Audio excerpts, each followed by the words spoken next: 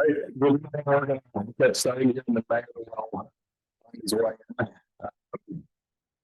Call November 14th, Lititz Borough Council meeting, our budget meeting, and if we can just all rise for a pledge, that'd be great.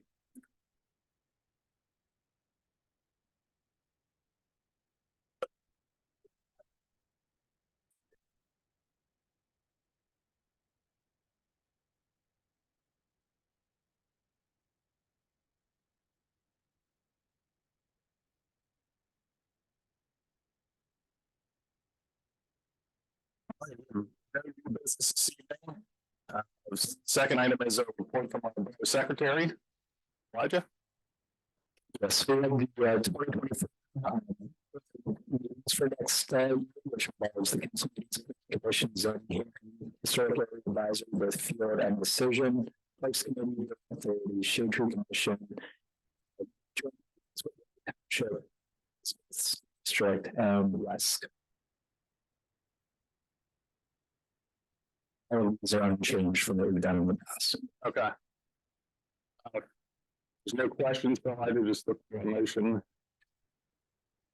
Advertise this. I'd like to make a motion to advertise the dates for 2024 as posted. Second. The motion and a second, all in favor? Aye. Opposed? Motion carries. And on to the main event of this evening.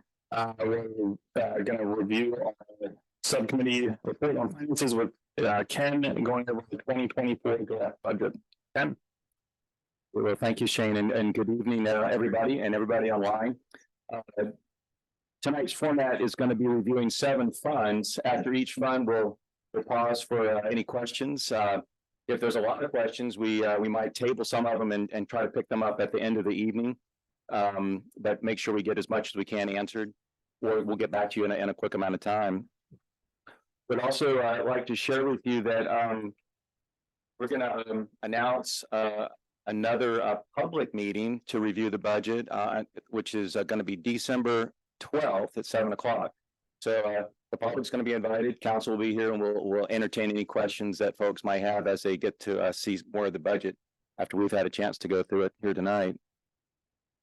Would also like to say that Rob and his staff have done a thoughtful job preparing this budget. Rob has introduced some new materials that we're looking at tonight for the first time. We are seeing a little bit of a description of each fund that the borough manages, what it does, what's in there, how it operates. We've also included some of the goals, some of the priorities of those funds so that council can see that and have a quick reference as to what's going on there. There's a lot of information in there, and bringing stuff that's pertinent and important to the team is helpful as we go through a lot of information. There's also see a change we'd like to do, and that is we are so some of our capital assets outside of our water, sewer, and stormwater fund would like to just incorporate into just our capital improvement fund. So that would help keep things all together. It also gives our managers an opportunity to use the capital policy to make requests and to for new equipment. It helps organize those capital projects a lot better. It's also one less fund to audit, so it helps make it cheaper for our auditors when they come in on an annual basis.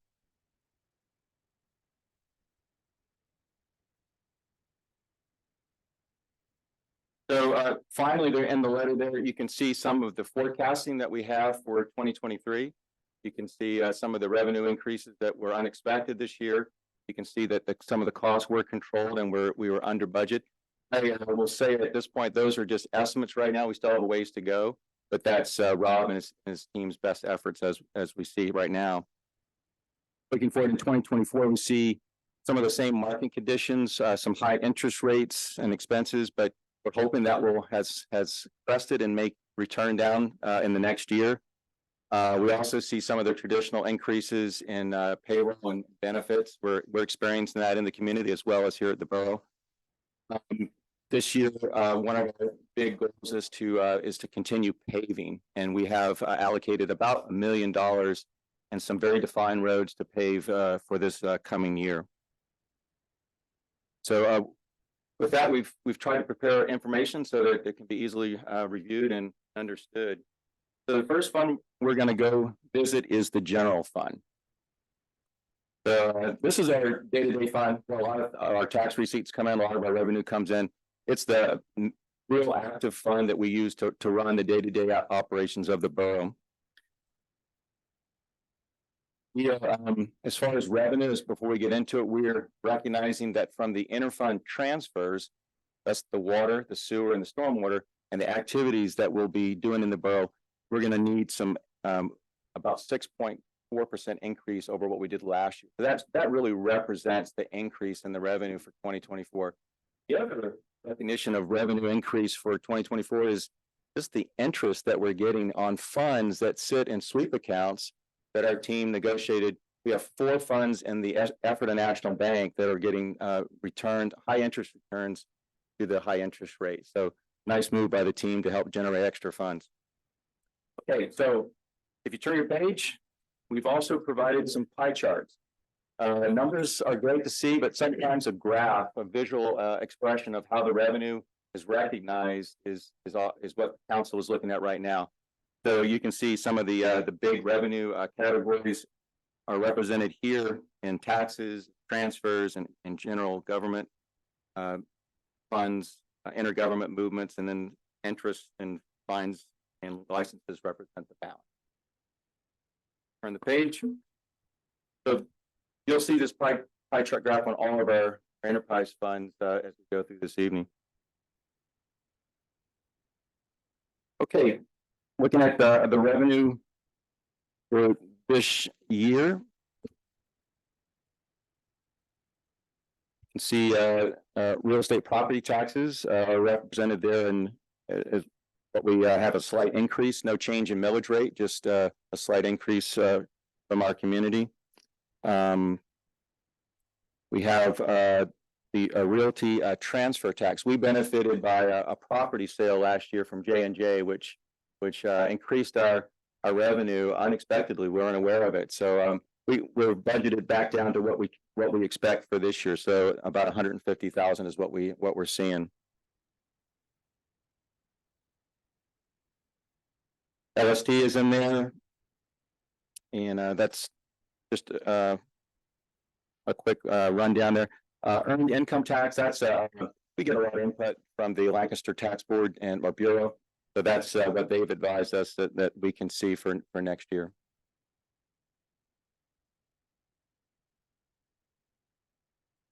Okay.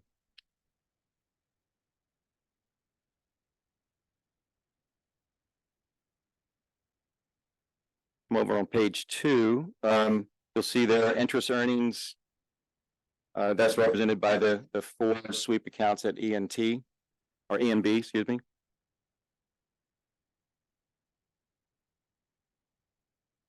These are normal intergovernment revenue lines that we have listed here. And skipping on down to protection and inspection, that's the next category that I'm looking at. This has been on the table for a number of years, and Chief has reported to us that there's a possibility that Elizabeth Township may look for some assistance in police protection. And so we have just put a number there that what it could look like if they decide to jump in. Pleased to report that this has been factored in. And we can do it with a full staff, and we're prepared if they decide to come on board.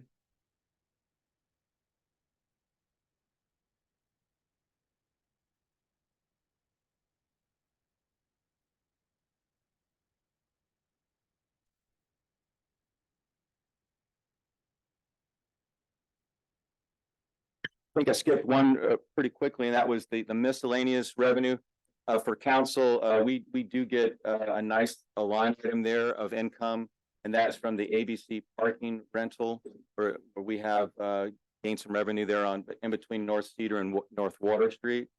I don't know if you all know this, but we also get income from a cell phone tower that's on the top of the Kissel Hill Water Tower. So that's recorded in the miscellaneous revenue.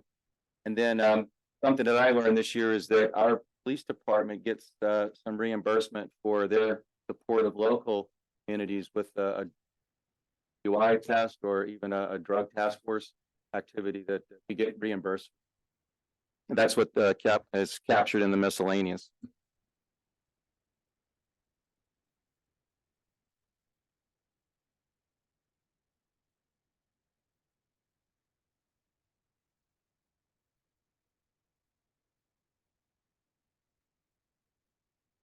Okay, any questions so far? Skipping down to some of the interfund transfers, the 2020 note. The 2020 note was the funding source for the new police garage and upgrade to the public works building. The debt retirement comes out of the water, sewer, and stormwater and general fund. So these interfund transfers are from the water, sewer, and stormwater into the general fund. This provides funding in the general fund to expense our day-to-day costs for the administration and the oversight, maintenance, and repairs that go into those services. So that's what you're seeing there with those interfund transfers that was some of our revenue. We're recognizing a 6.4% increase, and that's primarily due to the increase in the interfund transfers and then the interest earnings.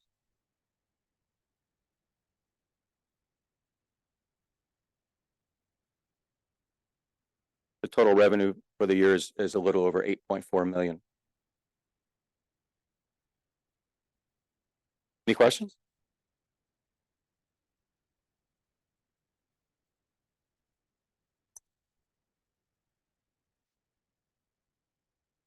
Okay, let's move over to the general fund and just the expense side. One of the main expense increases we're seeing is just salaries and benefits. So that's listed here in the fund summary that you see before you. On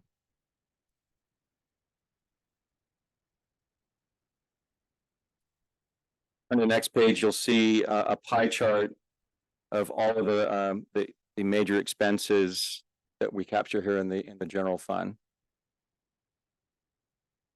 Protection leads that, followed by some of our highway general services, financial administration, solid waste. Those are all categories of expense.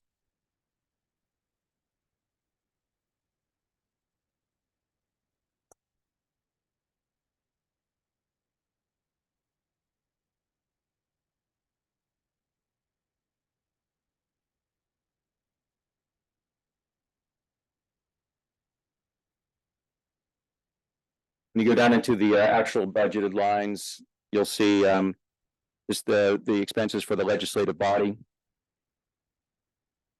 That's all of us. Executive position there. And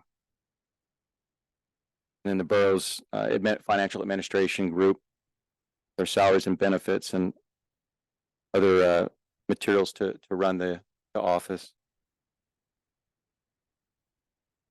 Let's skip down to category 402. We're budgeting $90,000 there on line 450. And there's some specific needs that we see there. With a new auditor this year, we're anticipating more time needed with the Waltz Group and the bookkeeping responsibility. So we've put a little extra money there. We're also noticing that the bank fees associated with the GO bond, the ARPA and the 2020 note there's going to be a little higher fees there. So we're covering for that. Then finally, the Pimentus, the electronic billing company that's going to provide a service for bill payment for our borough is there's going to be a little bit of money needed there to get them set up. Now on an ongoing basis, the borough will absorb fees for the ACH payment and the e-checks. So that's going to be that's on our end. Also want to call your attention just to category 403. It's right below. Traditionally, the borough office has collected the tax collection for the LST tax. And we've decided, or we're making a recommendation that we move away from this and let the Lancaster County Tax Bureau do that for us. You'll see a $4,500 fee there. Most of that money is going to be used for the setup of this service. There's a mailing involved, there's some other things involved, but on an ongoing basis, it's about an $1,800 annual fee. Now, this will help free up borough staff so they can continue to do other responsibilities and serve customers in the office.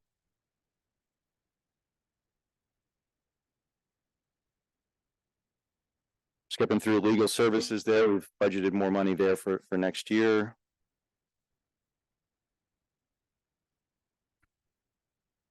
Moving down to category 407.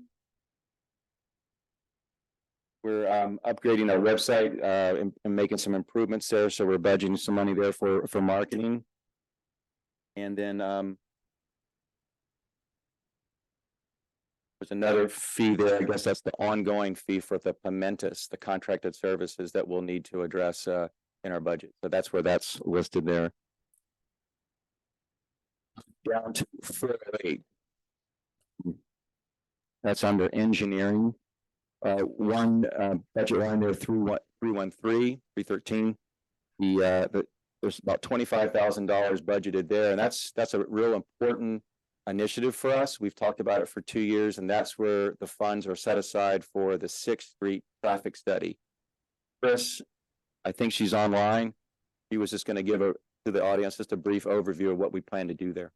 Chris, are you there? Absolutely. I'm here, Ken. Yes, thank you. And that's actually a joint effort between us and Warwick Township, in keeping with requests from our residents to evaluate the traffic, actually at both ends of the 6th Street extension after it's been open and in use for a while. So that would encompass both the east and west sides.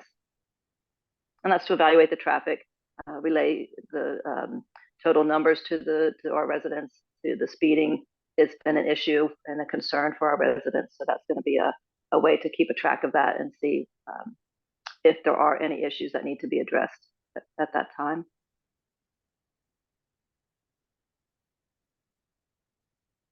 Thank you, Chris.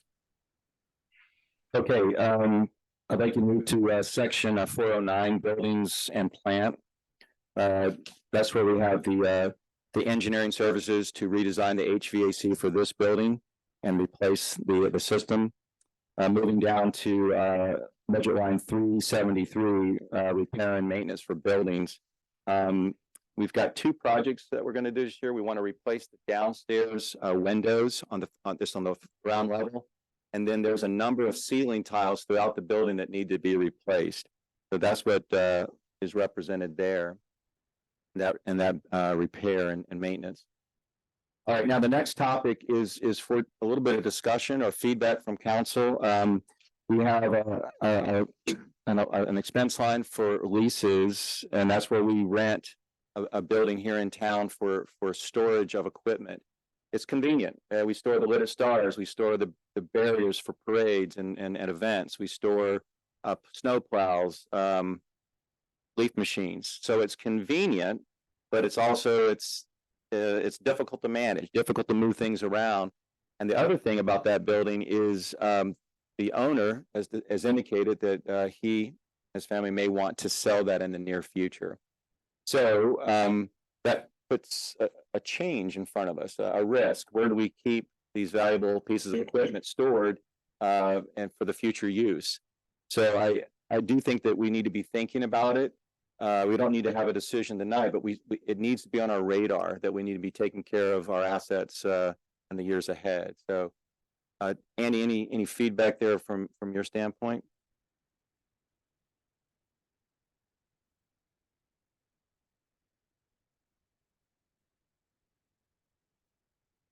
Can you maybe share with us what you've looked at so far, and that may be insightful for the team.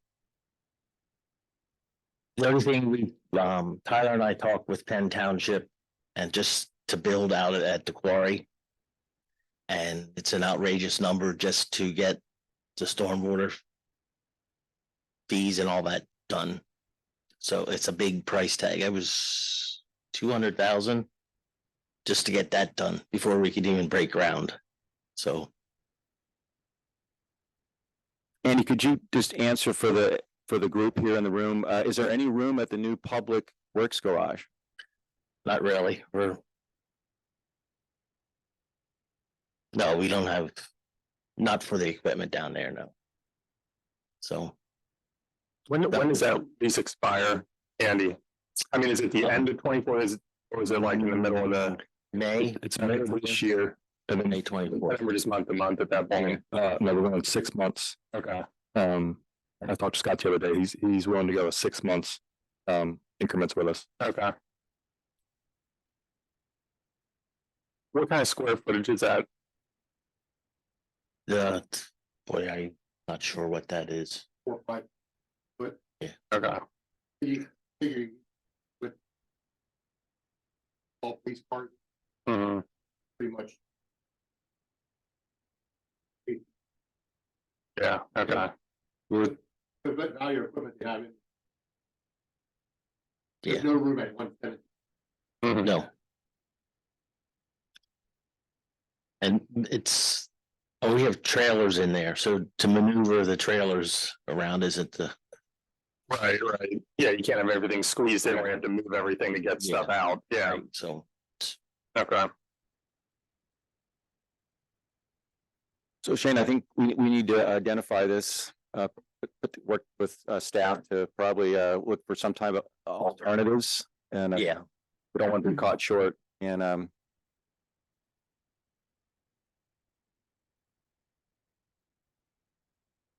Yeah, well, that's why I was curious what the square footage is. I mean, I'm assuming you want to be somewhere around the borough. But it's not things that you would need like emergency type stuff. So you could No. plan if you're gonna need equipment for a day. especially seasonal stuff that's Yeah. stored Okay, around. Like all the snow plows are down there right now, they're Yeah. out of our way, they'll be coming up. Probably beginning of December somewhere, okay, so. And then when leaves get done, leaf machines go back in there, stuff gets moved around a lot down there. yeah, okay. What about Warwick Township with their buildings? Do they have excess space that I didn't talk to them about any space. That's. we could just put up one of those canvas buildings? That might be worth, I mean, it might be worth asking. Yeah. We We can do that. don't have any space at treatment plant or anything like that that could be utilized. Worth a discussion with them too. Yeah, I don't know if they want to give up any space. yeah, exactly. Yeah, but I'd at least check those boxes and then, but yeah, I would probably just try and do some brainstorming as far as what's out there and some feelers out for some stuff. Okay. All right. thanks, Andy. Yep. Okay, let's get down to section 410, and that's under our police department. Got a good budget put together by the chief. We are recognizing an increase in salary and benefits, and I think Shane wanted to speak to this line. Okay, yeah, Ken, I just have a couple things.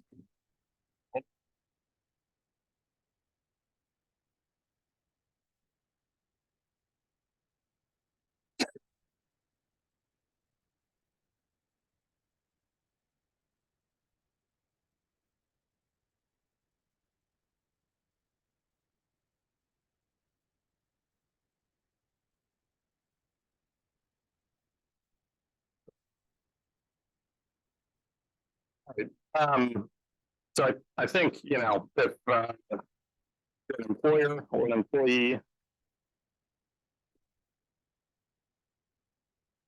navigated the last couple of years of pay rate adjustments and how rapidly they've occurred, compared to the historic norms. So what we discovered this year as we're looking at our police department salaries is we have fallen well beyond, and we don't expect to be the top paid department in the county, and we don't obviously want to be the lowest, but we try to dance around the middle there, and we've gotten to the point where we're in the bottom third. So it's been a challenge, especially when we're talking about new hires, where to start them when they have offers from other departments. And it's been a challenge recently with retention. And so it's kind of a catch-22. You have issues with retaining staff and hiring. So with the lower pay rates, you just end up paying a lot more overtime because the shifts have to get covered. So what we had looked at was kind of where we need to be for next year to get towards the middle, at least to be competitive with our neighbors here at Northern Regional, which is a department that is easy for, or would be easy for folks to pick up and move to with little impact on their personal lives. So that seemed like a good kind of a good benchmark. We're about $4,500 behind them when we compared our senior patrol officer salaries, which is kind of where a lot of our officers are at. So we were looking at making a change, opening the contract just for the pay item and making a change for next year. And so that other page that I gave you has all of the current rates for 2023. It has the 2024 contract as it stands, and then it has a 2024 proposed / revised pay amount. Then I'll let the chief chime in if he has anything to add on this, but I mean, we've had a number of discussions about what a challenge this has been. Appreciate it, Council.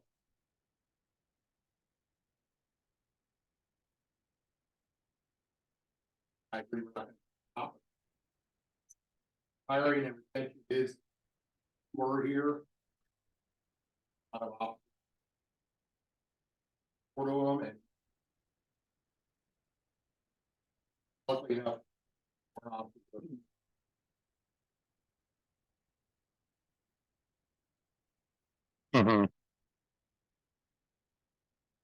So what we would need to do, these numbers are reflected in this draft budget. We need to specifically vote on opening the contract and adjusting these pay rates just for next year. And then next year, the negotiations will occur 2025 for the next 3-year term. This would just be for the 2024 rates. It was kind of a way to bridge the gap and hopefully ease some of the pain related to, you know, we want to be fair. I mean, we want to take care of our employees. I don't think that's a surprise. And we also want to selfishly make sure that we're well staffed.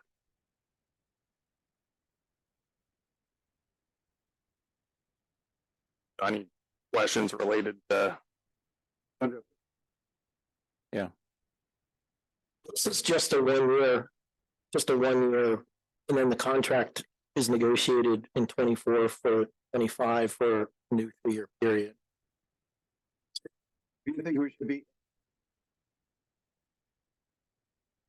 Hey, that's, we have an unusually good situation. It would behoove us for a little more. We're going to show up in other, you know, property.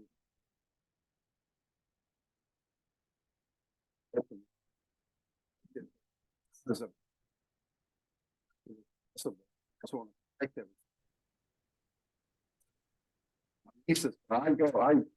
But I just wonder.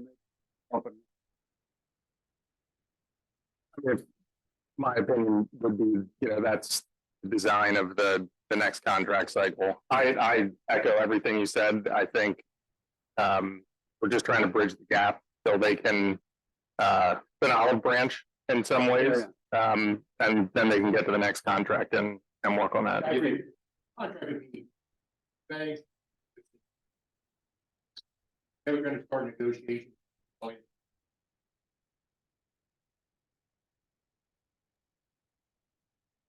Could you please move to the mic? can't hear you. Yeah, if you could, please. Yeah. Like I said, it just for a contract to be longer than 1 year out, I would say we would up it more.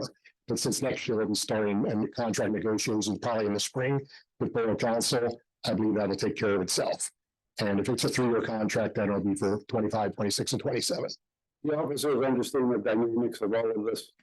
I believe so, yes. Yeah, and they're very thankful and appreciative of it. Yeah, we did, when we were discussing this in subcommittee, I did reach out to the union president and just kind of let them know what the thoughts were, and they were very receptive. Yes, And very thankful. We appreciate it. We really want to recognize council for backing us and trying to bring us up.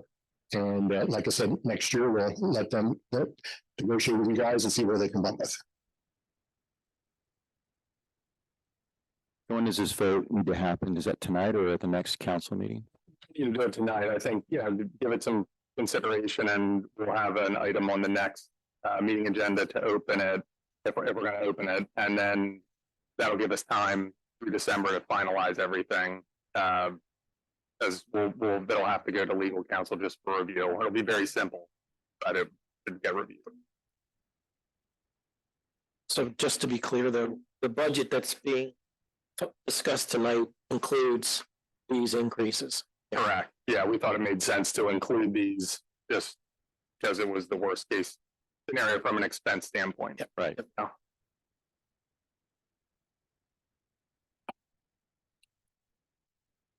Okay, thank you. Thanks, Shane. Okay, let's skip down to category 411, fire and rescue. The borough's been making about $10,000 increment investments for this equipment replacement for the last few years. And we're at a point now where this is the last year that we'll do the $10,000 investment there. We now at a point where I think the increase will be at a little over 3%, and that's where we need to be to help position ourselves for any equipment replacement in the fire and rescue department. That's what you see there. Let's get down to 414, planning and zoning. This is line 315, comprehensive plan and economic development. Some good stuff going on there. You'll see that we've allocated about 30,000 to help with the comprehensive plan from the studies that were done this past year. So we've allocated money for that. It's also where we recognize support for venture Lititz, and then we had a donation from LRCDC, and that will be complete this year with a beautification project. Next line, 427, solid waste collection. This is some contracted services here. We do, there's three components to this cost. That's the tipping fee provided by Waxwana. We're estimating an increase there this year. Our cost about $1 a ton is what we're estimating right now.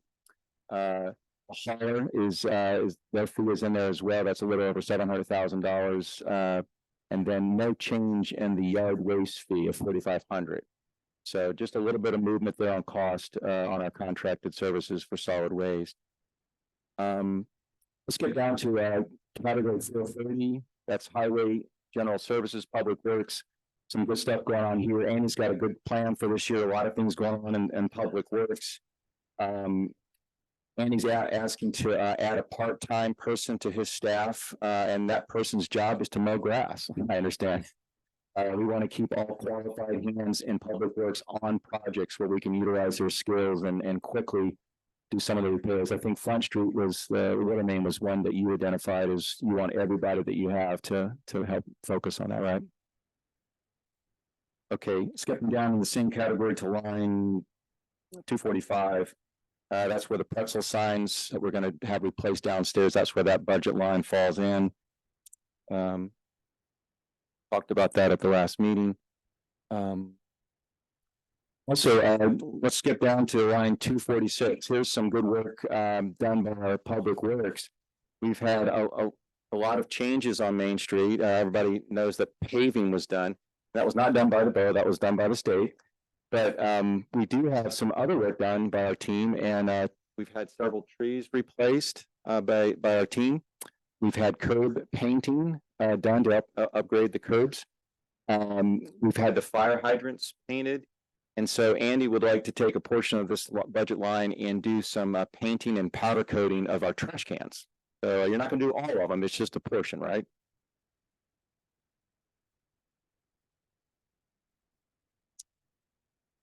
That's, if you can do all of them for that, that's great. I can double check that. Okay. I wasn't sure. All right, great. So thank you, Andy. Thanks for helping spruce up downtown. Skip down to the line 374 equipment.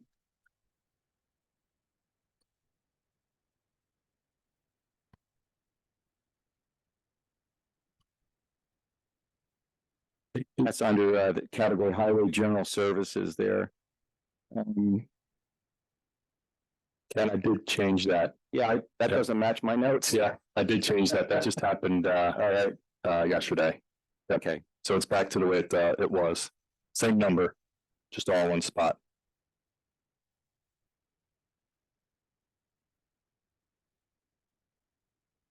What we're identifying here is more for council's education, is that we're recognizing here in the general fund that some of the cost of repairs and maintenance are going to be split out with the water, sewer, and stormwater fund. So instead of it being this one lump item, we're actually going to be splitting costs as those repair bills come in.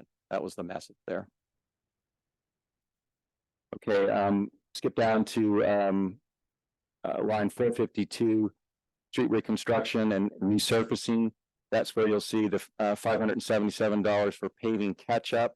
And we're going to get into more detail with paving when we get to the highway aid fund. And we've got a very detailed list of paving projects to share with everybody. Moving down to 454 parks, this budget line represents some money being allocated to the Spruce Street Park, and from a recommendation from the Lititz Rec to provide for some summer youth programs. Okay. Can I back you up a second? Again? Yeah. The parking meters. I know there was a lady in here last month that complained about some issues with those. Did we check those out at all? And did you? Yeah, we did check them out. My plan is, I think what I'm gonna try to do is put actually a sign on each meter for directions / instructions. So people can actually read it, because it is a little bit tricky when you use a credit card. So, I mean, we have taken care of that.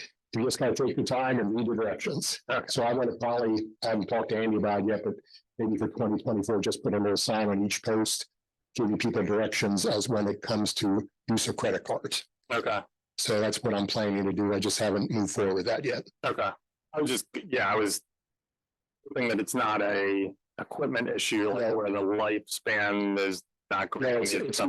I hate saying it, it's mostly user error, and sometimes it's hard to see them, or sometimes they fog up a little bit. Like dirt gets in those credit card readers and they're outside, so it's user error, but it's not for meters. Okay. I mean, the meters have been trying for us. Some of the things have been replaced, and Tyler from Public Works has done a tremendous job of taking care of them for us. Okay. Okay. Great. Yeah.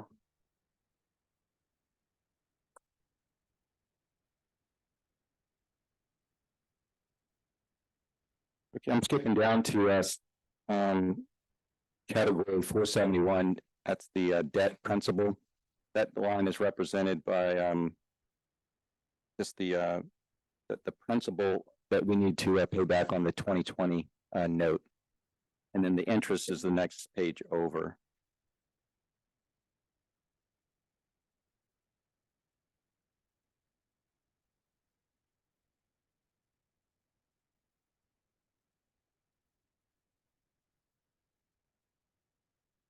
Skipping down,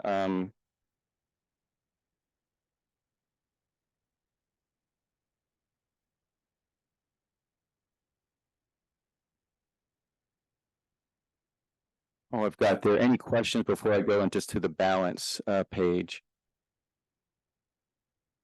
Okay, on your last page there, on the fund balance, you'll see that on 2023, we're estimating to have a year-end net balance of a little over 3.3 million. If you carry that forward, when we start the year out, that'll be our balance to begin the year. We're planning on an income of about $8.4 million. We're planning to have a net expenses at $8.8 million. And that'll give us an annual recap of minus $396,000 and $396,100. But will give us a year-end balance of a little over 2.9 million. So within our fund balance procedures and guidelines, the new 2024 fund balance is right at 33%. So that's where we'll end for the year. And with the large number of projects on the borough's plate for the next few years, I think that's a good spot to be landing in. Again, this is only an estimate of where we'll end this year, but it starts us thinking about how we would look for next year.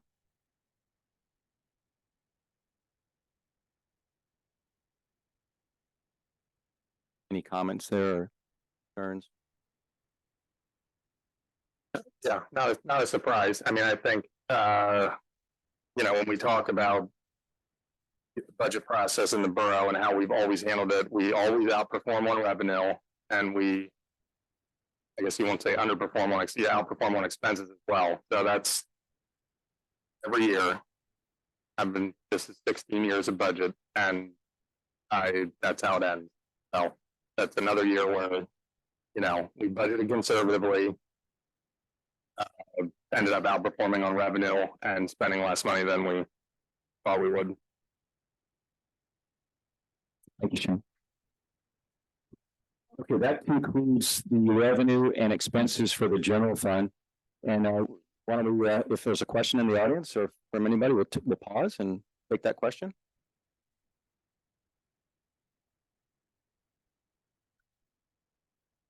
No, we can take a question now, Dave, and then if there's a whole bunch of questions, we're gonna.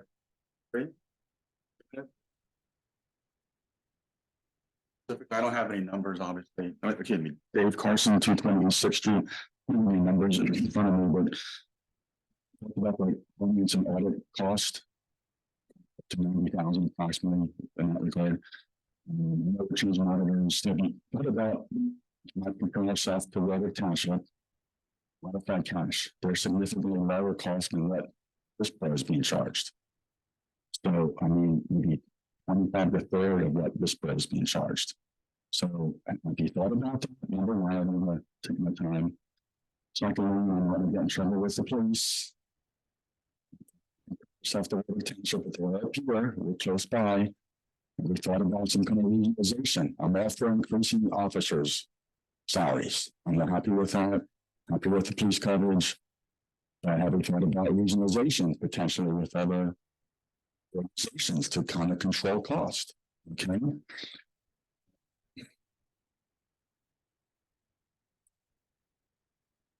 Two questions and finally, I don't know what the numbers are, but this again appears to be another year of deficits.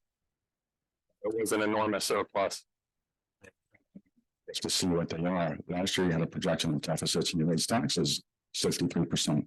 Ever anticipated raise taxes in this budget?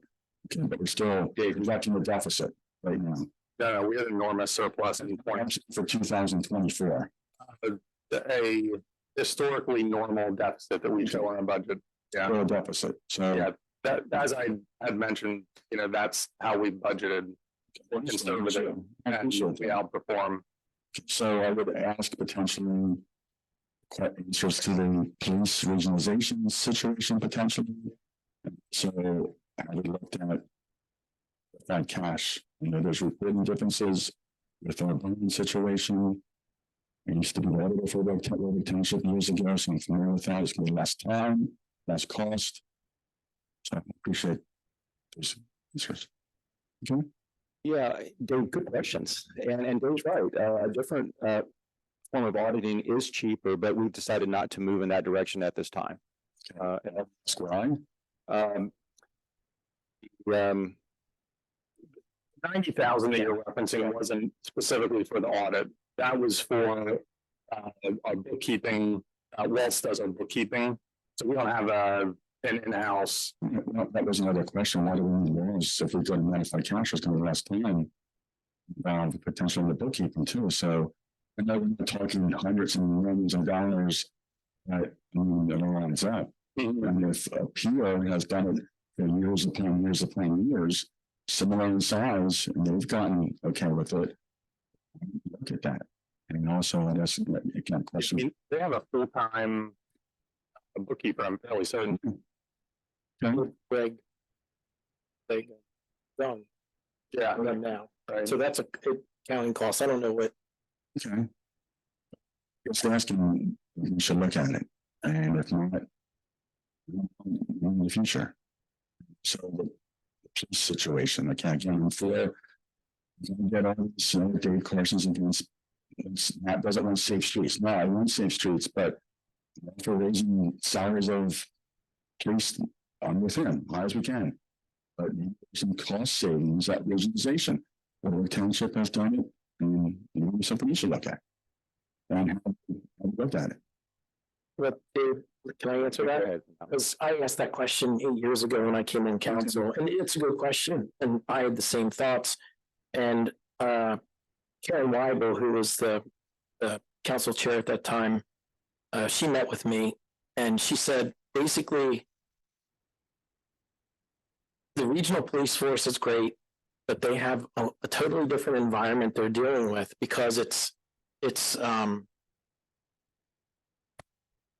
a township, it's less populated. We have a little different beast here where we feel that it's in the best interest of the community, and the community gets served better by having community-based policing, which is totally different than what Northern Regional does.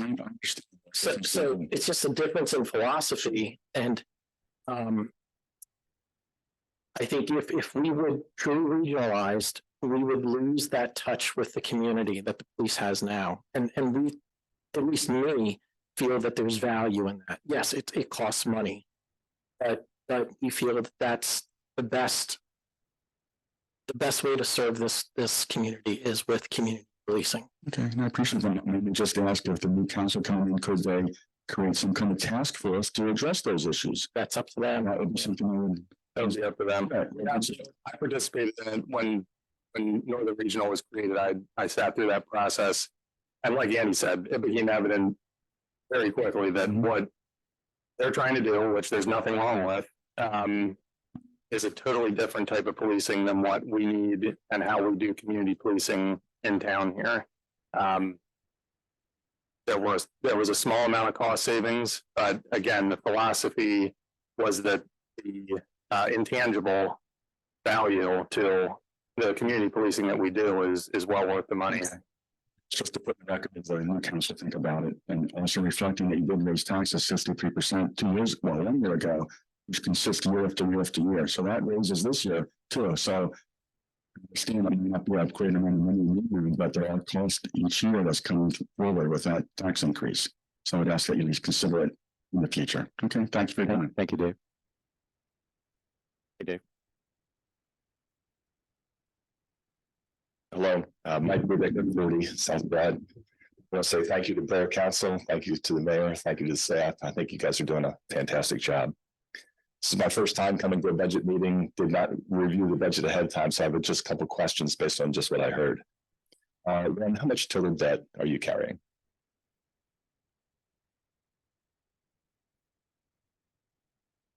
In the general fund, there's no debt. The debt's in our capital improvement fund. And it's the 2020 note, which is about $3 million, give or take. Okay. What's the interest rate on that approximately? That is high threes. Oh, that's good. Outstanding. Are you carrying any ARPA funds? We've exhausted the ones from the federal, but we have some from Lancaster County. Yeah. And is there any incoming accountability reports that are required from spending ARPA? Or did that get cleared up? A single audit this year that cleared it all up. Okay. And the interest rate, you're carrying a significant amount of money with the National Bank. What kind of interest? I think I heard you say, Ken, the interest rate got bumped up. 5.3. That's great. It could be higher than that. It's a variable. That's good. It's been about 5. That's fantastic. And the last question or comment is a railroad trail. Is there an anticipation to complete the borough's portion of the railroad trail? Oh, yeah, how's that going? We're seeing some way level been. It's exciting to see it. It's gonna happen. Yes. Excuse me. We have to construct what's called a round for Norfolk Southern, supported by a RAC grant. That is Norfolk Southern has said that into negotiations with us for the rest of the right of way. For that, we will go construction for the line next year.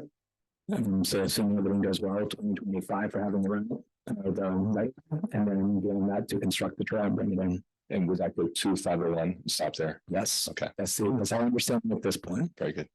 Thank you again very much. Thanks, Mike.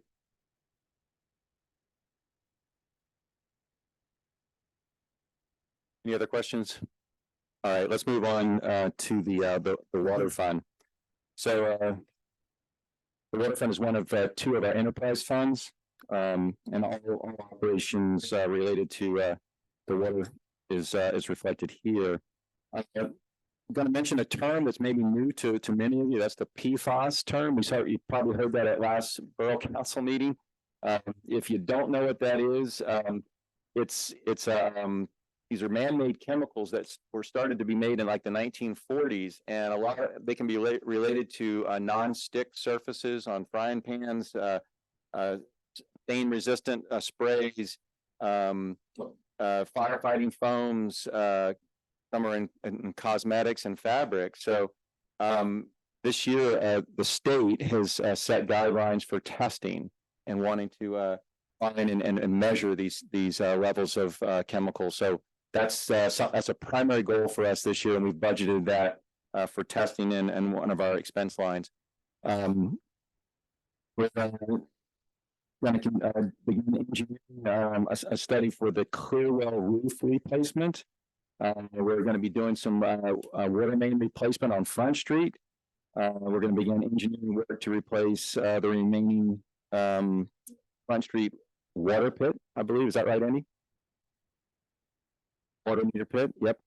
And then continue to apply for grants for the lead service gooseneck removal.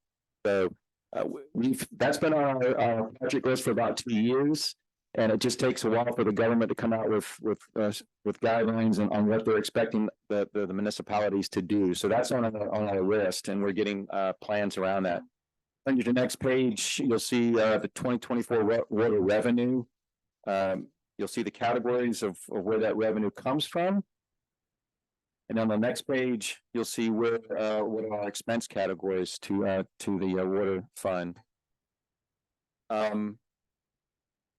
Big revenue budget lines are interest earnings, transfers from Warwick Township, lateral tapping fees, and sale to customers. Those are some of our big lines there. This year, one of the highlights of the lateral tapping fee is Toy Soldier coming online. The project seems to be moving in that direction, so that's good. And then just a note here is that sale to customers has been trending a little bit behind 2023. So that's a smaller number than what we had budgeted. Don't know why. That's just what we've recognized there. Okay, when we look at the expense side, Council, this is a story that we've heard for the last 2 years. There's some of the challenges in the supply chain, challenges with inflation. And we're seeing that some careful work, I guess, would be described between Rob and the leadership at Infomark, just to really examine the expenses that we're encountering on chemicals, utilities, contract services, and maintenance. So you'll see those are there. They're up, except for utilities. We're down from what we expected, but slightly up on the others. Now, the PFAS that I just mentioned, that monitoring, that will be on the budget line 451 under the maintenance contract. Okay, moving down to this category 501 water system administration, you'll see a lot of the line items there to run this fund. Let's see. Again, you'll see on line 313, there's going to be some home owner agreement letters sent out as we get guidance on how to remove the gooseneck lead lines. So we budgeted for that. Moving down to the bottom of that category, line 931, that's where you'll see the transfer to the water construction fund for the work being done on Front Street. Now, that's the water replacement main. Skipping down to the next category, 502, please take a look at the line 313. That's the engineering cost for the North Water Tank Agreement. It's been a while since we've reviewed the water tank agreement. Elijah, can you just refresh us here what's going on there? Sure. This is directly related to the township building the water tower with the rock letters. Excuse me. That they have a grant for, but that grant doesn't cover engineering costs. So what they've suggested is to retrofit the current meter pits, which are in a direction of water flow out of the borough to allow it to come back in. That's cost about $62,000. The grant that they have will cover that. It will not cover engineering. So they've asked us to contribute approximately $58,000 to cover the engineering in return for installing that. It's not a major benefit to the borough in most days. However, if Kissel Hill Tank ever goes on, there are redundancy and fire protection in that situation. So with staff talking to them, they felt that was a reasonable expense for the future. Thanks. So, any questions?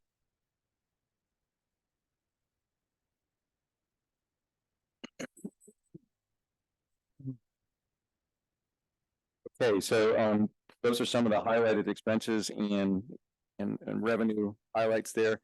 When we go to the last page there, there's the fund balance. You'll see if we end the year at 2.6, we'll start the year there. We have about 2.1 million in income. We have about 1.8 in expenses. That'll leave us with a end of year balance of 2.8 and then an annual recap of 289. And that's pretty traditional how we manage that fund. Okay. Moving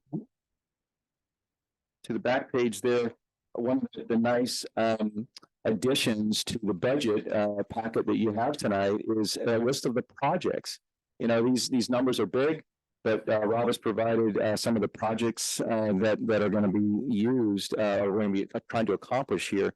So you can see just 1 through 9, some of the projects that we've identified and how the money is going to be used. So I think that's a nice feature as you try to get your hands around the many things that are going on. Okay, moving over to the sewer fund. This is the second of one of our enterprise funds, and all activities related to sewer operations are reflected here. Borough Township is a partner with Lititz Borough Authority and shares a portion of our expenses there. Goals for this 2024 provide accurate and actual costs associated with the waste water treatment operations. We always do that. We're going to begin. This is important. Some forward-looking thinking is going on here with Rob and the team. Is providing an engineering study for the centrifuge redundancy. This needs to be potentially done in the future, and so we're getting a plan for that. And the other one was the engineering design for the cake conveyor. That's out at the wastewater treatment plant. These are significant projects that we want to be in front of to make sure we don't have any interruption in our sewer services. We continue to work on SCADA. That's the remote ability to operate the plant and other pump rebuilds. Revenue is captured here with interest, with sewer permit and tapping fees. You'll see that we have sales to sewer customers. We also have income from J&J and the pre-treatment process that they do there, and then also a sale to Warwick Township customers.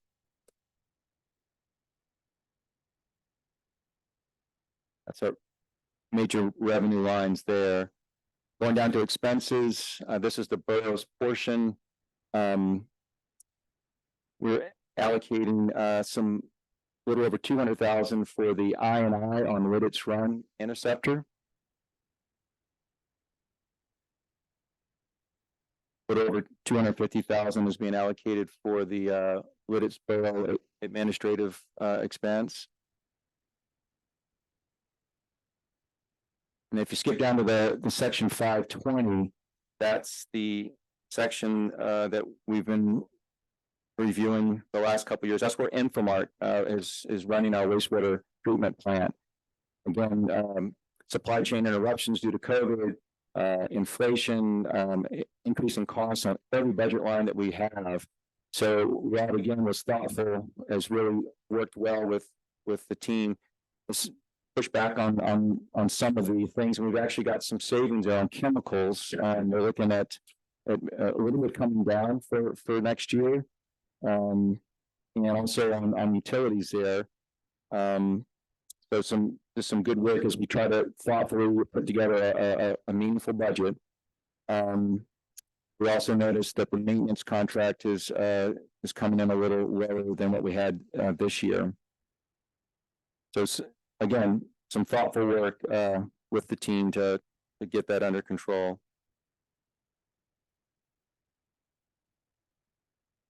Okay, if you look at section 521 under administration, that's where we recognize the cost for the cake conveyor design and for the centrifuge design. That's about $61,000 there, what we're planning.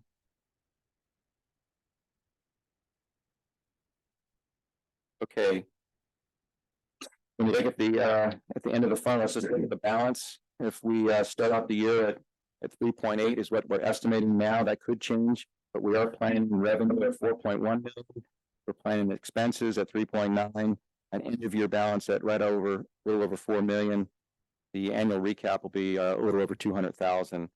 So that end of year is pretty consistent with what we've been managing in the past, and it's consistent on the annual recap.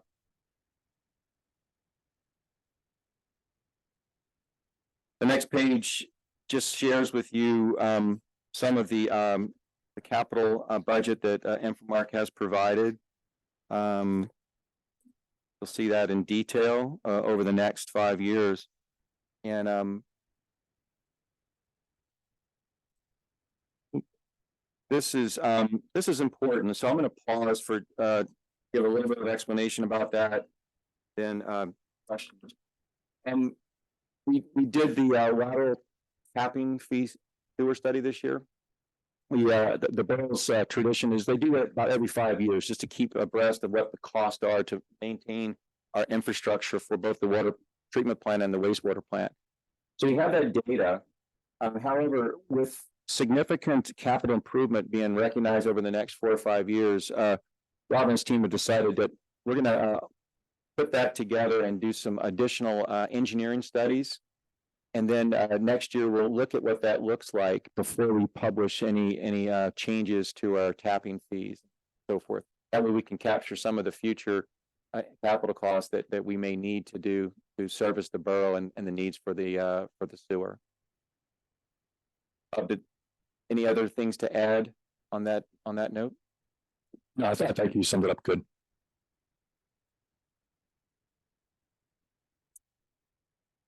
Okay, the next page that you'll see is just a list of next year's projects. Again, a quick reference so that you can see what we're talking about and how the money's being used and be informed on that fund. Okay, the next one is the general capital improvement fund, but I've done 2 funds and I did not allow for questions. So shame on me. But is there any questions from our team here or the audience on the water or sewer fund? Okay, hearing none, let's move on to the capital improvement fund. This is the improvement fund that is that revenue and expenses are recorded for repairs and purchases that meet the definition and criteria of the capital policy. Early in the year in April, the the finance committee worked together to develop a policy and deployed that. And then our department heads have used that for the request and their budgeting process. So that's been a nice addition to our budget construction. In 2024, this fund will absorb expenses from the equipment reserve fund, as well as show revenue and expenses related to the Norfolk Southern runabout line, the Southern Interceptor work, and the regional stormwater basin. Goals for this year is to retire the equipment reserve fund and put that balance into the general capital improvement fund. We want to accomplish the HVAC upgrades in Borough Hall, the Southern Interceptor permits and engineering. We want to accomplish some of the initial runabout line engineering. Is that right? In that line? Hopefully, not should be the construction. Okay. We want later in this section, we're going to discuss about the audiovisual upgrades for this hall. And then we recognize the purchase of the leaf vac and leaf box. And then we have some minor purchases there with the AED machine, electric bikes, and accident payment. That's an ongoing payment, right, Chief? So we look here, we're under revenue here.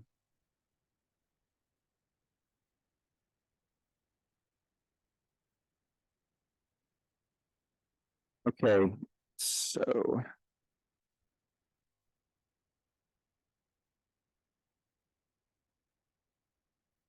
We have interest earnings reported here. And that comes from grants and funds that are sitting waiting for projects to be accomplished. We have the RPAC, is that right? RACP. We have grants for the machine there. They're in there as listed as under grants. I beg your pardon. We have the transfer from the general fund, and then the retirement of the equipment reserve fund is all listed in here.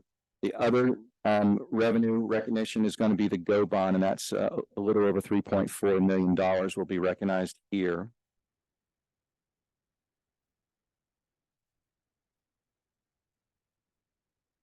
Okay. Now, looking at some of our expenses, if you skip down to line 430, that 319,000, that portion of that is for the leaf vacuum.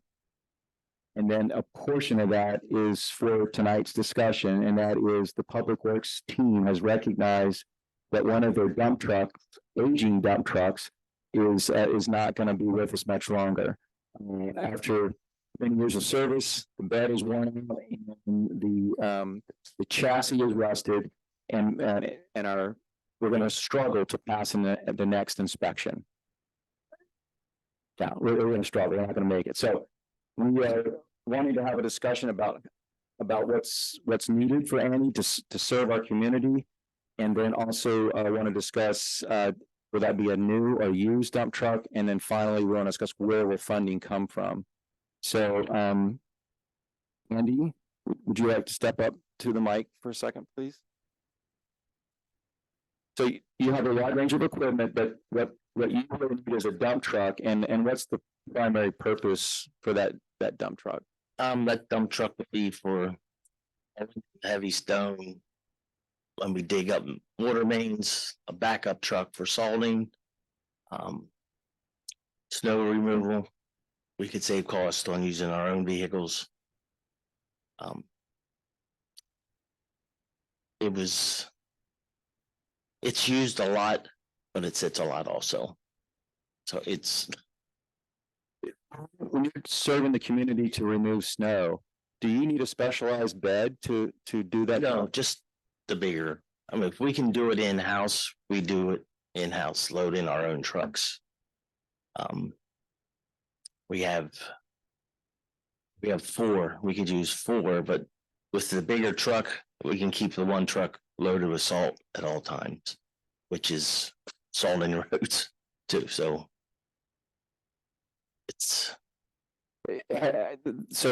going to get some use at certain times, but then it's going to be idle at other times. Yes. Has your team had a chance to maybe look at what a used truck will be? Because in the budget, it's brand new. Right. And so is there a pathway that you could find something that would serve us for a good number of years, but at a used price?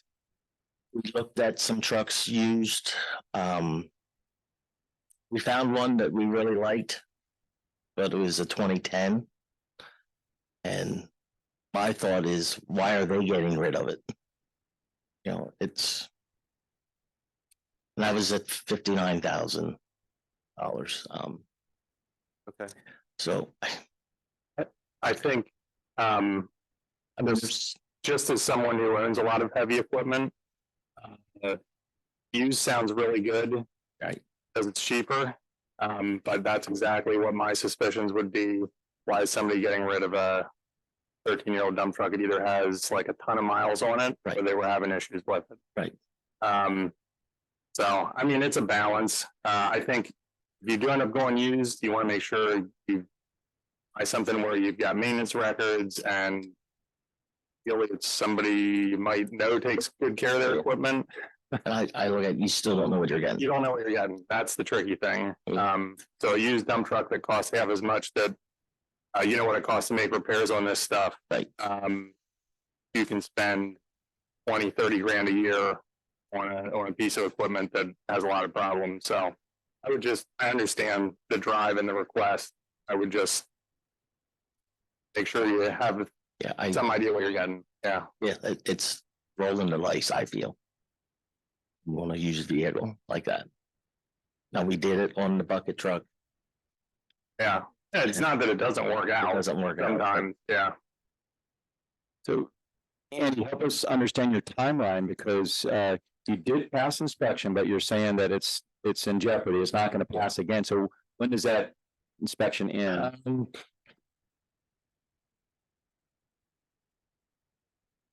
It was inspected last October, and I got a letter from First Quarry that will not pass again. They left it through this year, So October 2023? 24. I'm good up until October 24. Okay. Then after that, guess we'll be in trouble if we get caught in the road with it. Okay. Get some farm tags. Yeah. Andy, let's talk about maybe how we fund this. We've been in a unique situation where some of our idle cash has been put to work by our team, and they've been able to earn some interest, which is it's unprecedented. We've had some great returns. So there is possibly, council, some sources of that we could consider, that some of this interest income that we're going to realize throughout the year. That could help us there.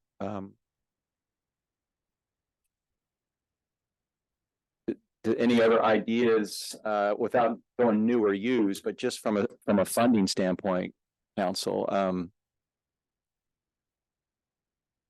I mean, I think the fact that, we're gonna have a lot of interest earnings wise, is a nice option to have. It certainly beats taking a loan out for it. Yep. See availability like for new, like, is there? Some of them are like 6 months. Some are not even taking orders. Yeah. The different companies. So Yeah, that would be my only concern as well, is that, you want to get an order in because they can kick that can if they want to. So if they tell you 6 months, it might be 8 months or 9 months. yeah, that would be. If this would be approved, I would ask right away if I could order it. Like I did that in the past with equipment. Yeah, And yep, we're okay with it. yep. Is this like through a CoStarz program? This is all CoStarz.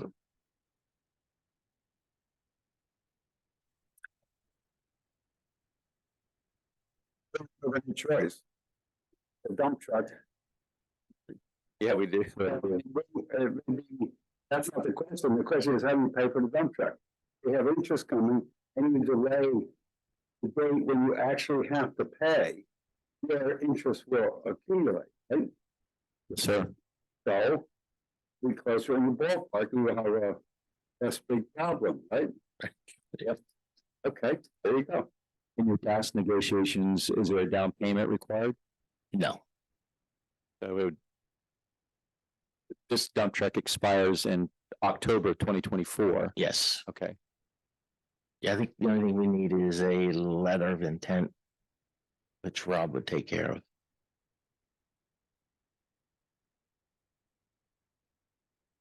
Any other thoughts? Any other direction for Andy? We can accept a donation from a borough,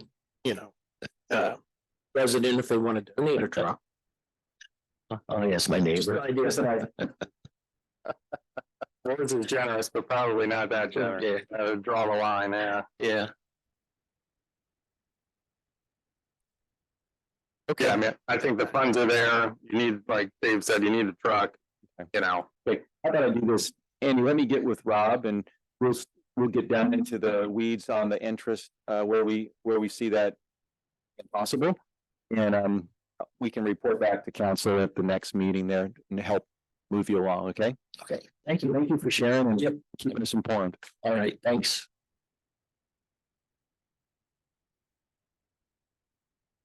Okay, we're still on expenses in the general capital improvement fund.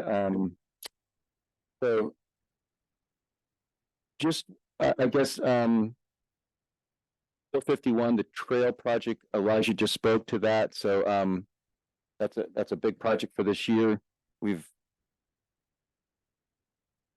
And we do have funding for that. So I just thought it might be worthwhile just sharing to council for your benefit. It's just that we were fortunate to receive the GO bond, and that was a little over 3.4 million. So this fund comes into our capital improvement fund, and then we're using that and we're splitting it in two different directions. One is going to the Norfolk Southern roundabout line. That's 2.6 is what is coming out of our capital fund to support that development. And then $626,000 is being used for a variety of projects in the storm drainage construction fund. So you've heard it at Borough Council, we have some engineering about $45,000 that was done for Cedar and Lincoln culverts. And we're going to move ahead with those repairs. That's going to estimated cost there is $339,000. We also have the regional stormwater basin that's coming through the storm drainage construction fund. That's about $226,000. And then we have about $15,000 in principal and interest. So this funding that's coming through is going to be shared to fund several projects that we've all been talking about for several years. When we get down to the end of this fund,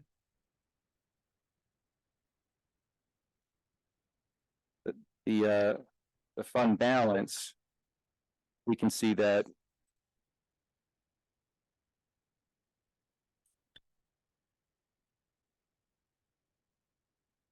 this year we planned to finish the year at about 4.5. Starting 2024, we'll use the same number. We have net income at 2.2 million. Our expenses are going to exceed at 3.3. We'll have a end of year balance at 3.5, but we will be $1 million negative on the annual recap. Some of these projects that are going on. This end of year balance is on the high side from the last 2 years there, but consistent with how we run it. And the annual recap we haven't seen that in a while. Yeah, I guess the thinking is, so assuming that we get the reimbursement next year, like the runabout's completed, we get the reimbursement, we're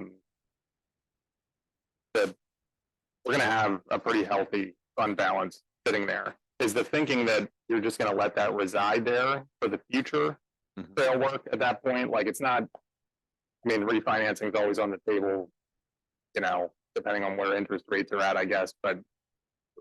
Yes. Yeah. Yes, let it sit there. Okay.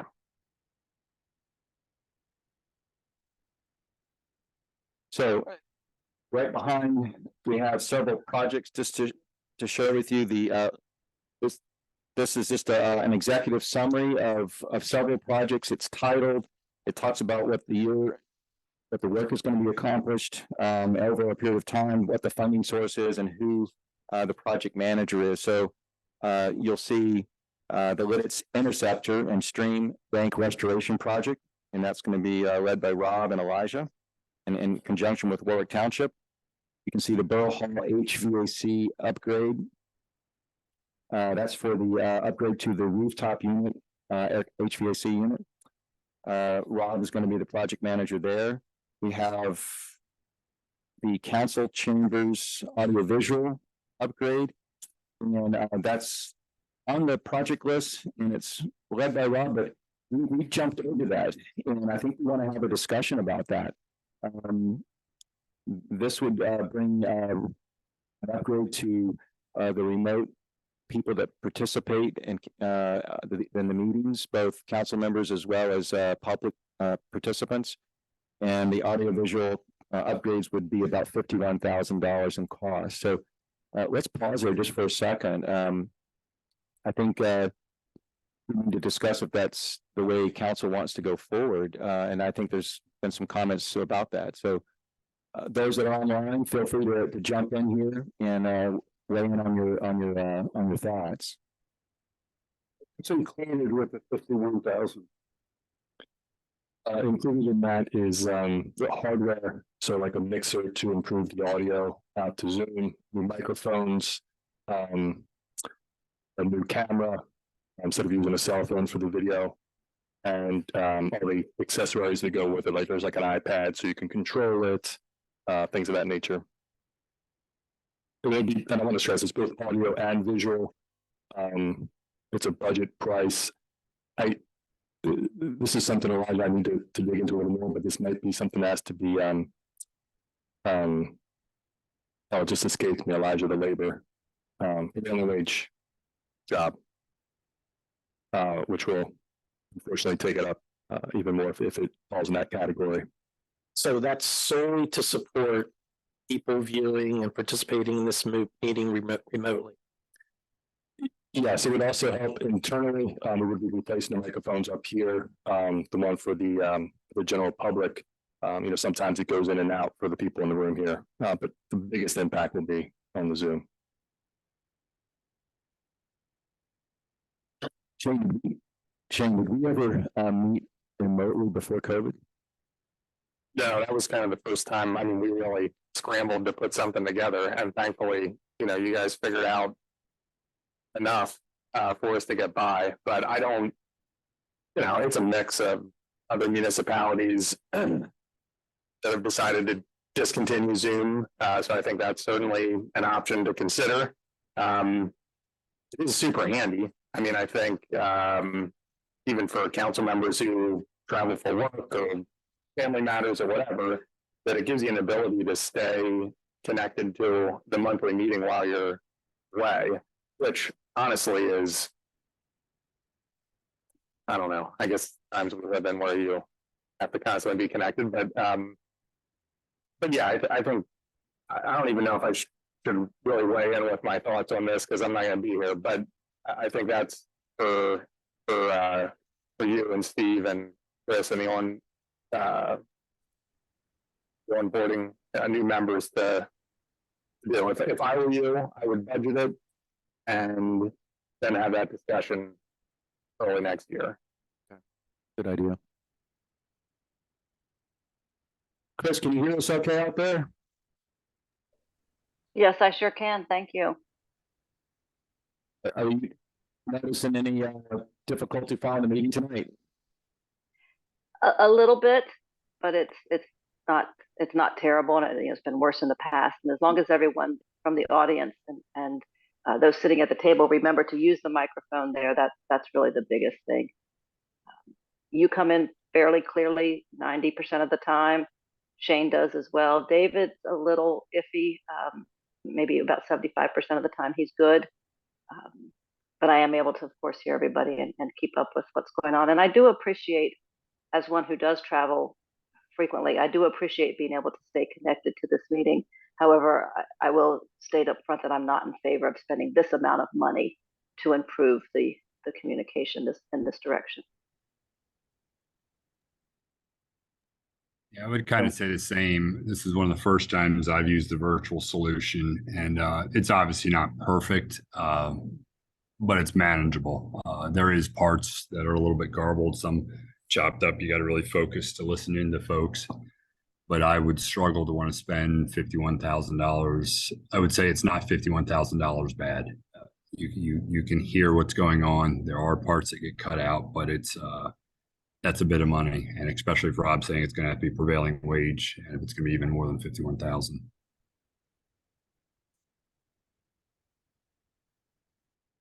So that travels a fair bit and have attended remotely.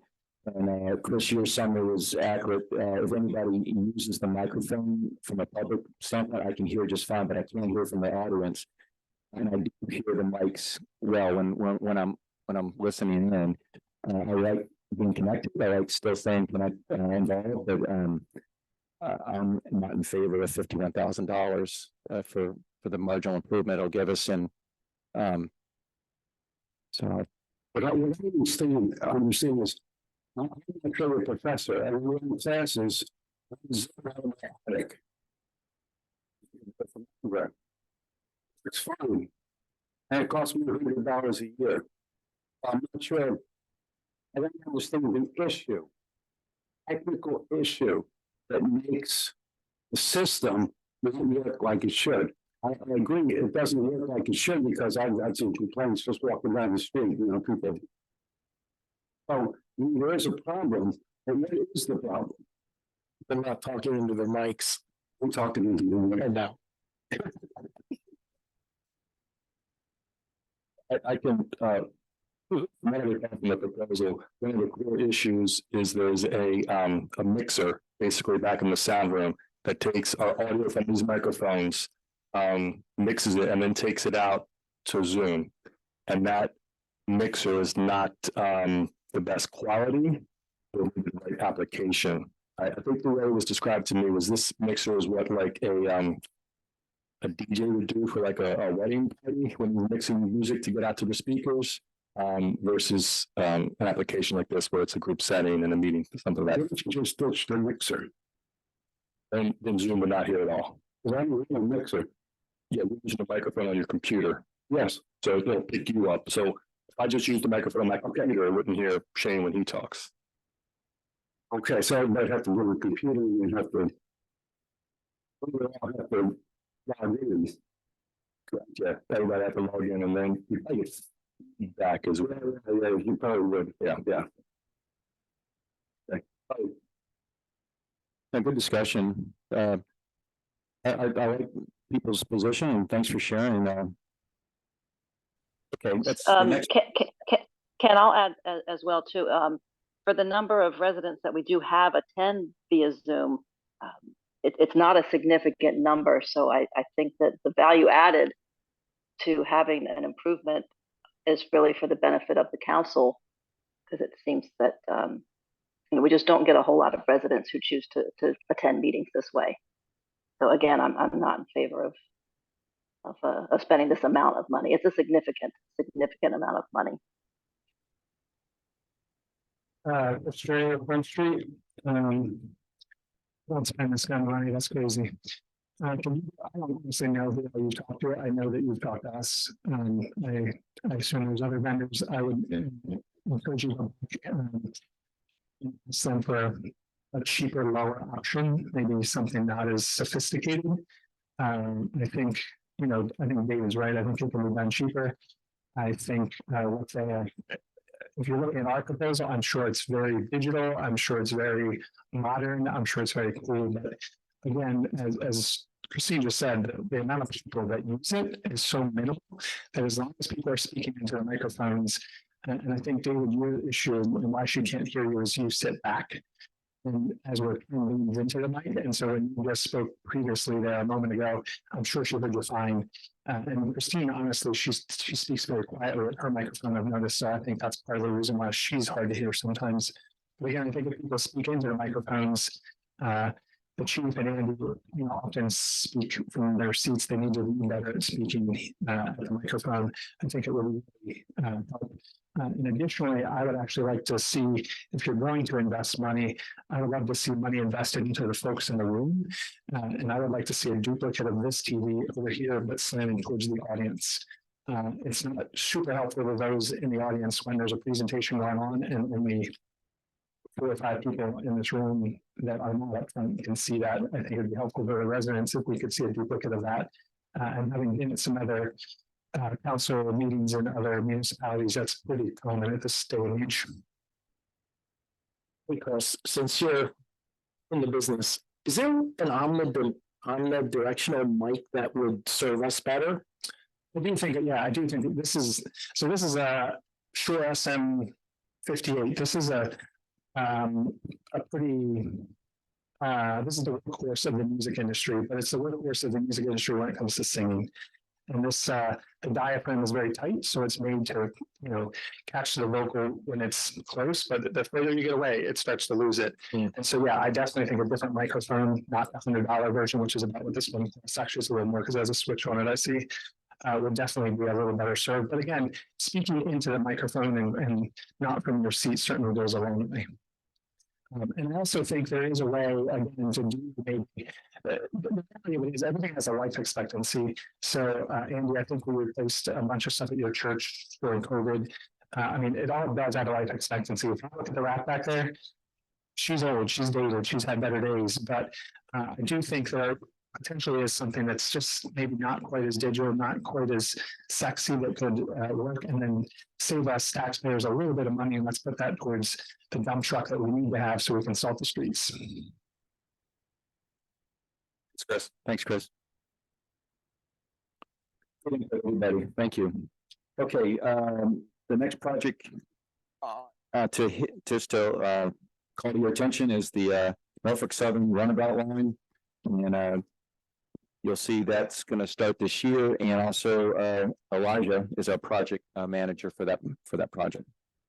Okay.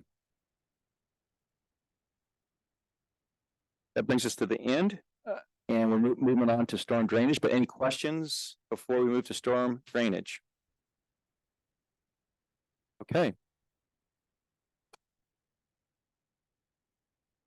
In the storm drainage construction fund is where receipts for stormwater fees are recorded. Expenses related to facilities used to conduct stormwater are recorded here as well.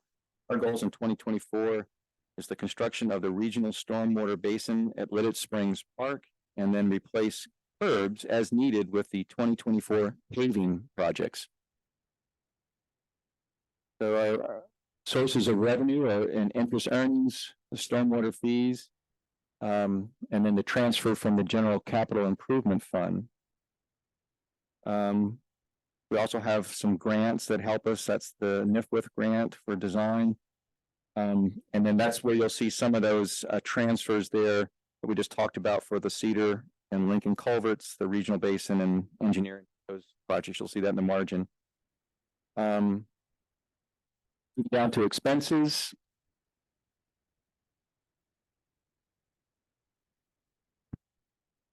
Looking at 436 under the highway storm order.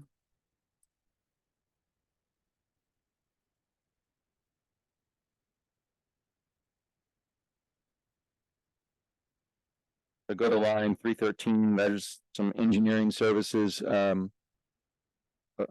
recorded there.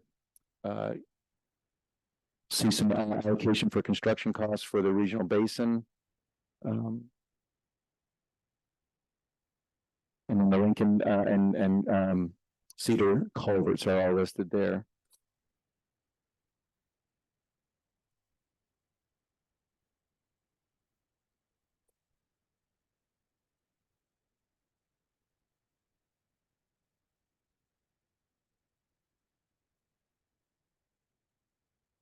Down to the fund balance.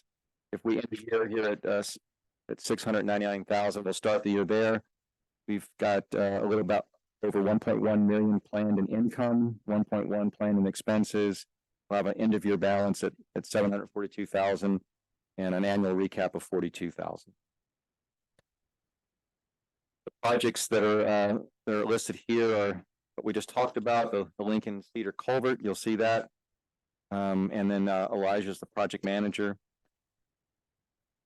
for that project. Okay. Water Construction Fund.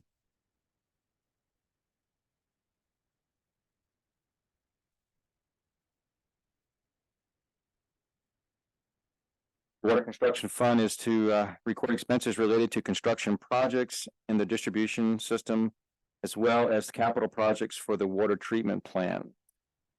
Typically, revenue is received from the water fund.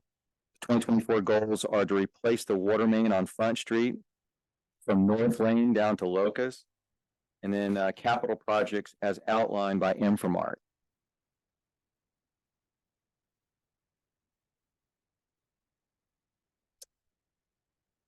Okay, you'll see revenue recognized in interest earnings, transfers from the general fund and the water fund.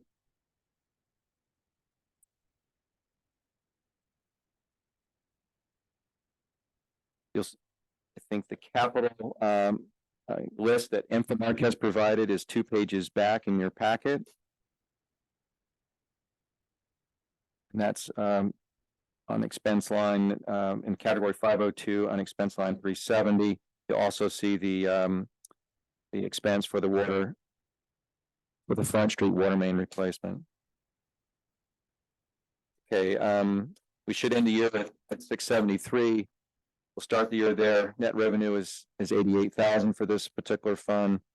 Expenses come in at 237, and we should have an end of year balance at $613,000. But we will report a negative annual recap of $149,000. The main project there is the Front Street water main replacement, and then the capital improvements as listed by Infomart here in the following in the follow up here. Okay, Highway Aid Fund.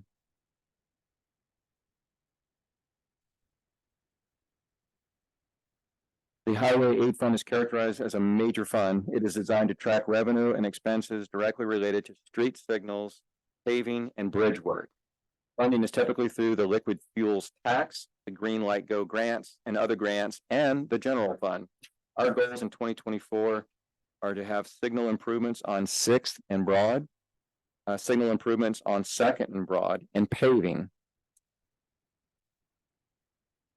Revenue is coming from interest earnings, grants, the PA state liquid fuels tax there, and then a transfer from the general fund. Major expenses, you'll see highway and signs. We've got an engineering fee for the Green Light Go, and it's been some time since we've talked about it. Elijah, can you just give a quick summary there of what we're going to see? Sure. So these are improvements at 2 Broad Street intersections, 2nd and Broad and 6th and Broad. Specifically, the signal heads will be changed, and the detection system at both those intersections will be changed. Currently, it's in-loop detectors, which are wires in the pavement. Anytime there is paving or anytime there's general work around, they end up getting severed and replaced. And so going forward with that, which is kind of an antiquated system, it'll be radar detection. And we're hoping that that'll have improvements at both intersections. Questions for Elijah? Thank you. Okay, I'm jumping down to category 439, highway construction and rebuilding.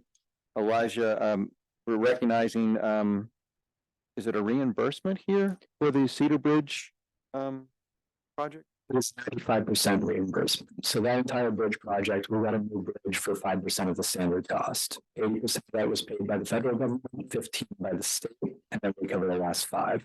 The project was concluded in, I believe, March or April. But they still haven't submitted the final estimation, but that hasn't approved it yet. That just happened last week. It's currently at the Treasury. So until obviously we didn't budget for 100% of this project at any point, we only budgeted for 5%. So from the cash flow standpoint, we have to wait for the reimbursement to come in. We're hopeful that will come in before the end of the year, but there's no reason necessarily how fast this takes coming from the Treasury. So we have this as a note there that if we don't, we'll have to recognize the reimbursement and the payment next year, but hopefully we can get it tied up before year end. Thanks a lot. Any questions?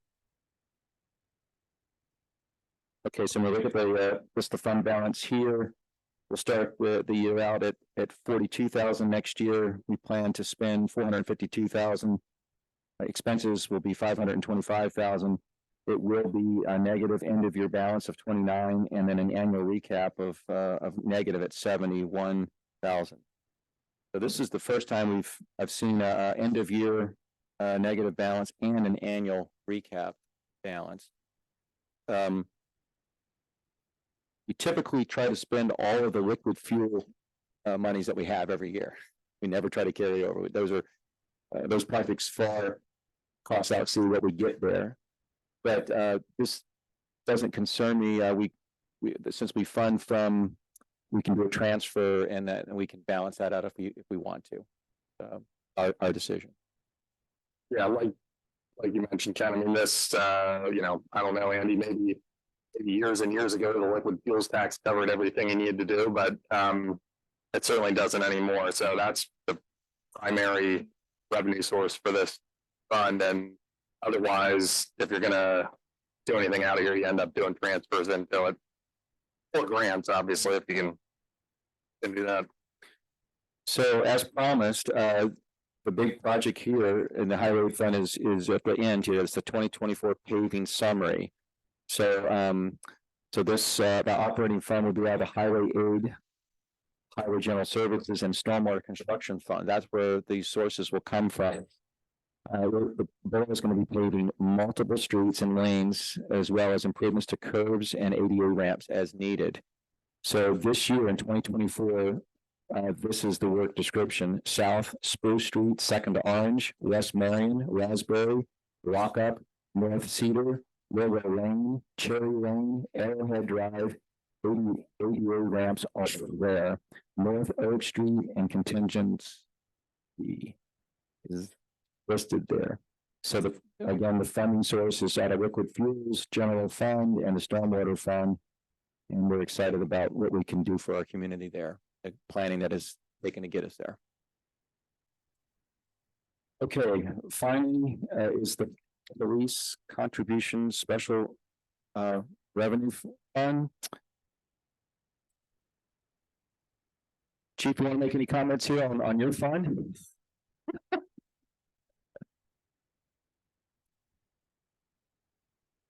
Yeah, they're being very generous with us. We get most of our canine fund gets some donations, and actually our National Night Out, our community fund, we do that also. Most of the other ones are kind of pretty slow. Sergeant Ditch does the Pink Patch Project, also that goes through the association. So we're very thankful for businesses and residents that do donate to this. So anything we do community related, Copy to the Cop, National Night Out, is all paid by this donated fund. There's no taxpayer money used. Thank you. Any questions for the chief? Okay, Shane, this brings us to the end. The only thing I'd like to remind everybody is to set aside time on your calendar for December 12th, where we have an opportunity to have a question and answer session with the public. And that's December 12th at 7 o'clock here at Borough Hall. And please continue to review the budget and share with us as we get towards the end of the month here. All right. Hey, thanks, Ken. Then we'll look to advertise the end of the month, and then have the special session on the 12th, the vote on the 19th. Correct. And then that's interesting. December council meeting 19th. Correct. All right. Thank you, Ken, and Chris and staff. Just appreciate all the hard work that goes into this, and I know it's hours and hours. So, I mean, it's fun in ways, but it's a lot of work. So, thank you for all the time. We'll move on to petitions, correspondence, and questions. This could be questions about the budget that we just discussed, or anything else from the audience.